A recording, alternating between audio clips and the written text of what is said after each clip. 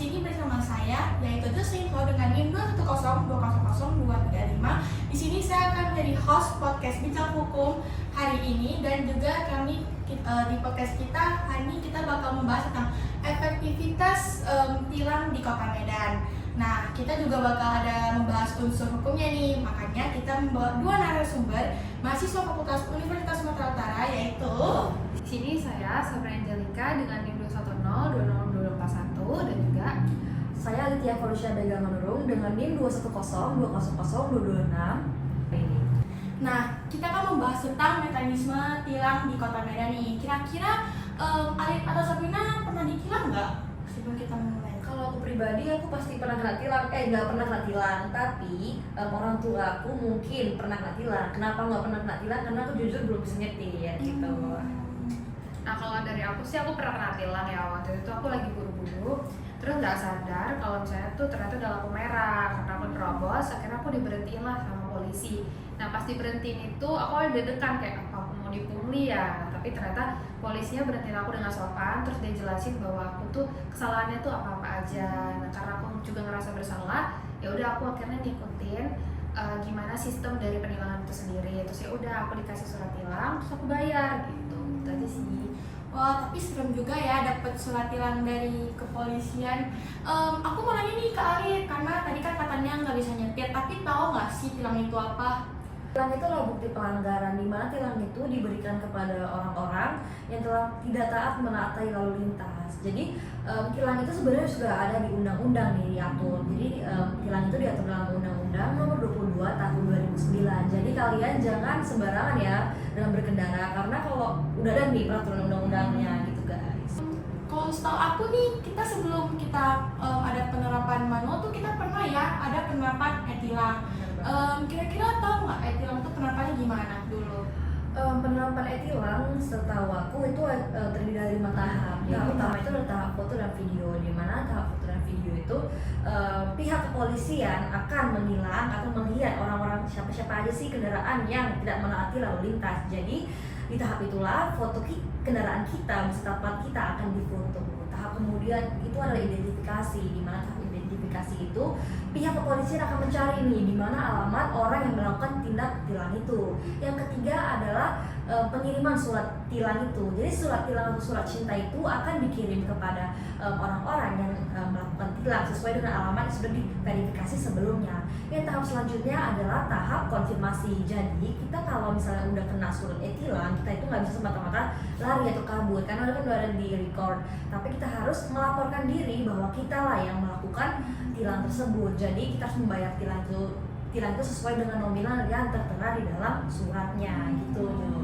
Gitu ya nih. Tadi aku dengar juga cukup ini ya, membuat pusing karena tahapnya banyak banget. Tapi aku mau penasaran nih, karena kan tadi ada pembayaran sanksi tilang ya. Tahu nggak sih berapa aja sanksi tilang? Setahu aku sanksi tilang itu bertahap ya. Jadi ada yang paling rendah dengan nominal 250.000 sampai dengan 1 miliar juga ada. Jadi kalau 250.000 itu mungkin untuk sanksi-sanksi yang nggak bisa juga ya kita bilang ringan. Tapi sanksi-sanksi tersebut tuh menyulitkan tapi tidak terlalu berat. Contoh, kita tidak memakai helm atau kita tidak menaati rambu lalu lintas, itu masih terkena sanksi Rp250.000. Sanksi selanjutnya dengan tahap selanjutnya yaitu sanksi dengan nominal Rp500.000, di mana sanksi dengan nominal Rp500.000 itu untuk menilang orang-orang yang telah melakukan contoh tidak menaati rambu lalu lintas dengan gimana ya, tidak ikut ganjil genap, contoh seperti itu guys. Jadi kalau untuk tahapan selanjutnya itu ada dengan Rp750.000. Kalau Rp750.000 itu guys lebih ke sanksi kepada orang-orang yang main HP saat berkendara, di mana itu sangat fatal ya. Jadi contoh nih, kalau Jocelyn nih mungkin menjawab chat Sabrina nih, tapi kan kita nggak pernah tahu ya, contoh ada orang lewat di depan atau kendaraan belakang lagi ngebut atau sebagainya. Jadi itu sangat fatal sebenarnya. Dan sanksi terakhir yang cukup fatal yaitu sanksi yang dikenakan 1 miliar dengan mengganti plat palsu atau tidak menggunakan plat asli yang telah didaftarkan di STNK gitu Jo. Wah, banyak juga ya. Kayak padahal mungkin menurut kita tuh kayak sebuah perbuatan yang kecil, tapi ternyata tuh juga ada ya sanksinya. Aku merasa nih sama Sabrina, tahu nggak sih kira-kira tuh apa sih tantangan terbesar dari penilangan di Kota Medan ini? Nah, sebenarnya kalau menurut aku ya, kan aku nih sebagai pengendara juga nih. Nah, sebenarnya yang tantangan paling mindset dari pengendara itu sendiri, yang dimana tuh masih banyak banget mindset orang itu yang mikirnya oh aturan kan untuk dilawan gitu, atau mungkin kayak aku nggak pernah tilang kok, sekali ini pasti bisa gitu. Nah pola pikir orang yang seperti itu yang kadang ya kalau satu orang aja kayak gitu ya gimana kalau pengendara semuanya gitu kan, ya sama aja nggak ada yang menaatin aturan itu sendiri kan. Jadi sebenarnya paling penting itu adalah gimana caranya ada kesadaran dari diri kita untuk mau menaati peraturan lalu lintas gitu sih. Berarti semua tergantung mindset ya. Benar. Kira-kira kan tadi kita sempat bahas tentang e-tilang ya. Kita kalau dengar tuh e-tilang tuh udah nggak diberlakukan ya.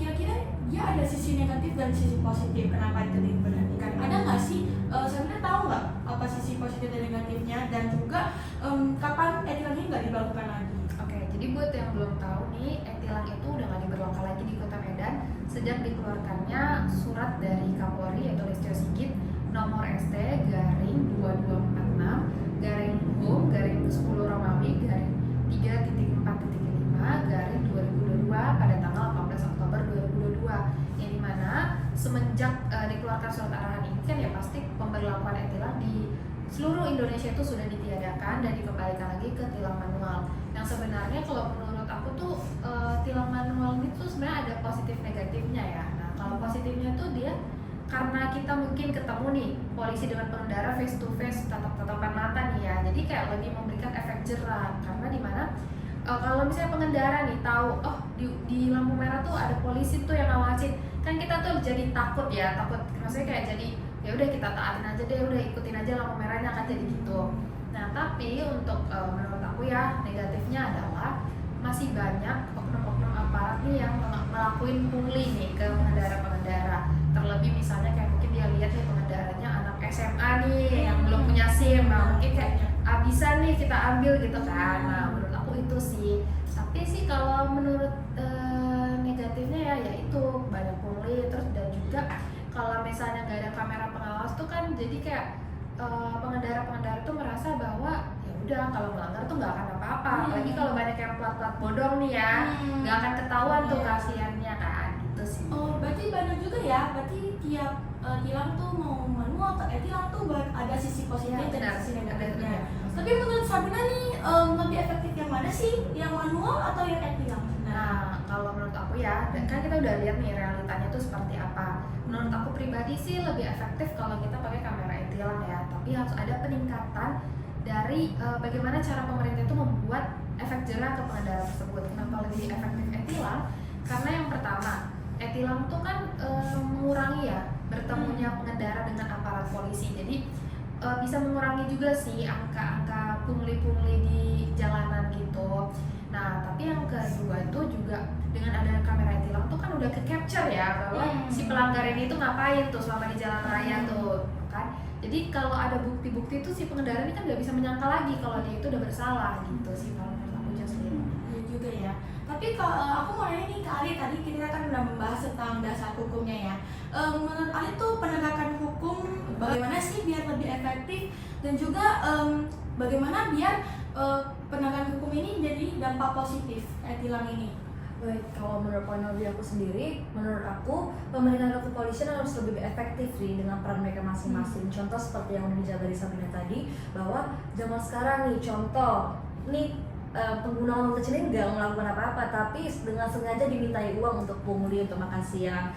Jadi mungkin menurut point of view aku, polisi udah bisa lebih membenahi nih fungsi mereka di masyarakat itu seperti apa sih. Contoh, jadi kalau mengenai tilang harus bisa malah lebih ke memberikan awareness gitu loh, memberikan kayak campaign sosial yang secara serentak atau secara berturut-turut daripada sekedar hilang-hilang orang di jalan tanpa sebab. Yang kedua itu lebih ke meratakan infrastruktur sih. Aku berharap juga pemerintah di Kota Medan ini kedepannya bisa memanfaatkan infrastruktur dengan baik, karena memang kita tidak boleh membela diri ya melakukan seperti contoh melakukan contoh tindakan pelanggaran lalu lintas itu memang salah diri kita sendiri, tapi terkadang orang-orang melakukan itu sendiri karena pertama macet, atau enggak contoh kalau misalnya muter balik terlalu jauh atau sebagaimana gitu loh, karena kenapa jalannya terlalu sempit gitu loh. Jadi menurut aku pemerintahan harus lebih efektif dalam membangun infrastruktur yang ada di wilayah kota kita. Yang selanjutnya itu aku merasa kayak udah harus ada penataan tempat parkir atau enggak tempat-tempat untuk kawasan, contoh di pasar nih. Kalian merasa nggak kalau ke pasar nih jam 8 pagi aja udah rame banget, Iya. payah banget bergerak. Karena apa? Karena parkir sembarangan, nggak ada aturan boleh parkir sini, boleh parkir sini, ataupun kalau memang ada tapi tidak ada tindakan tegas bagi orang-orang yang melanggarnya. Jadi menurut aku udah bisa sih ditempatkan tempat parkir khusus orang-orang nih di pasar, di sini diparkirkan atau di mana atau sebagainya begitu. Dengar penjelasan Alif ya, berarti ke instansi kepolisian itu nggak cukup ya untuk mengenangi ketertiban lalu lintas di Kota Medan ini. Nggak cukup, harus dengan pemerintah juga.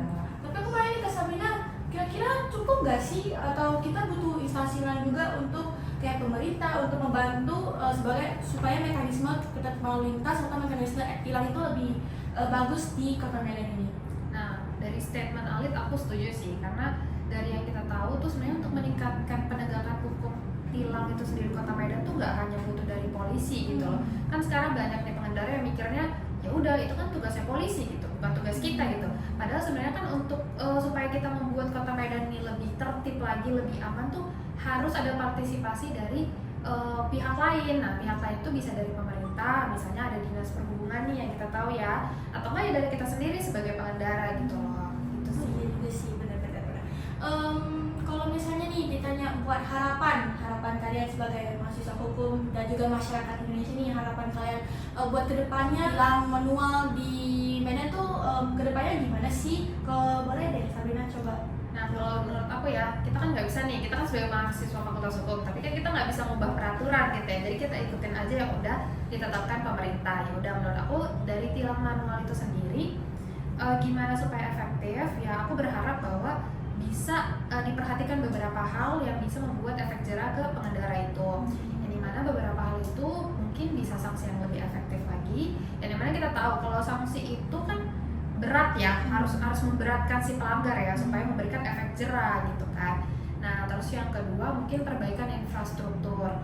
Nah, dari yang kita tahu nih, terlebih aku sebagai pengendara di Kota Medan, mungkin Jocelyn juga pengendara, jalan-jalan di Kota Medan tuh masih banyak yang berlubang-lubang. Terus fasilitasnya mungkin putar balikannya itu masih kejauhan atau apa, itu tuh berdampak bagi pengendara itu sendiri. Apalagi kalau jalan berlubang tuh pas malam-malam atau hujan tuh kan kadang bisa menyebabkan kecelakaan gitu ya.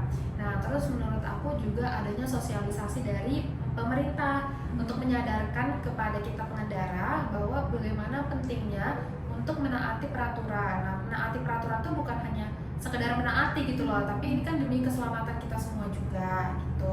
Dan mungkin yang terakhir itu adanya penegakan hukum yang tegas gitu loh. Jadi aparat kepolisian tuh harus ditindaklanjuti kalau misalnya melakukan pungli gitu loh. Karena kalau dia terus-terusan melakukan pungli, lama-lama rasa kepercayaan dari masyarakat tuh kan berkurang ya.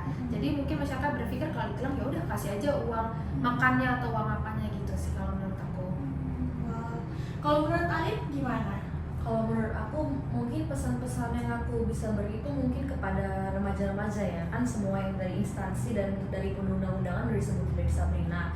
Kalau aku sih mungkin memberi saran kepada anak-anak yang mungkin masih berusia baru-baru nih, baru bisa berkendara atau baru memiliki STNK, mungkin dari awal sebelum berkendara dari rumah udah bisa nih diperiksa apakah remnya blong atau enggak, setirnya itu kan bisa nih setir tuh kayak lagi apa atau enggak ban bocor atau enggak, jangan lupa untuk membawa STNK-nya dan lainnya, karena jangan gara-gara masalah sepele dapat berdampak fatal di jalan raya. Karena kita tahu sendiri ya, di jalan raya itu bukan cuma kita nih yang bergerak, tapi masyarakat lain juga bergerak.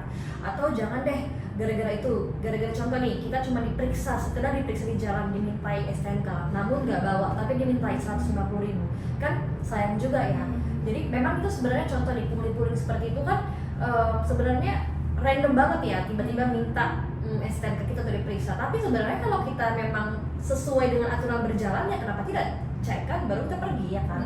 Jadi mending kita dari awal dari rumah tuh mempersiapkan apa-apa saja sih yang butuh kita bawa atau kita persiapkan saat sebelum berkendara. Jadi kita apalagi sebagai remaja yang biasanya nih remaja-remaja baru SMA yang lulus nih pengen kelihatan keren, modif-modif atau enggak nyetir di jalanan secara ugal-ugalan di jalan tol dan lainnya, itu udah bisa kita kurangi. Karena contoh, kita nggak tahu ya tanggal sial nggak pernah ada di kalender, kita nggak pernah tahu kalau misalnya contoh kita sial, gimana sih orang yang berkendara di belakang kita gitu loh. Bisa aja karena kita contoh rem mendadak karena kita ebut-ebutan dan kita ikut rem mendadak, jadi atau nggak sempat rem mendadak karena mereka terkejut.